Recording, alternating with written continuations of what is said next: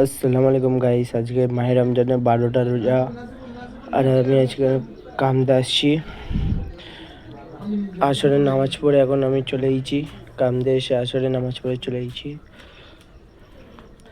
আর এত ফল আমার দিদির বাড়ি, শ্বশুর বাড়ি যাবে, দিদির শ্বশুর বাড়ি যাবে, এত কিচ্ছু আছে। নারকেল, তারপর রুয়াবজা, তরমুজ। এইটা আমার ইফতার খাওয়ার জন্যে। ফালুদা, এটা ফালুদাটা আজকের এতটাই। তো গাইস, আজকের মিনি ব্লগটা কেমন লেগেছে তোমরা কমেন্টে বলে যাবে। যদি ভালো লাগে লাইক, সাবস্ক্রাইব, কমেন্ট করে দেবে।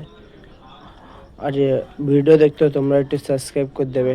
Thank you, bye by.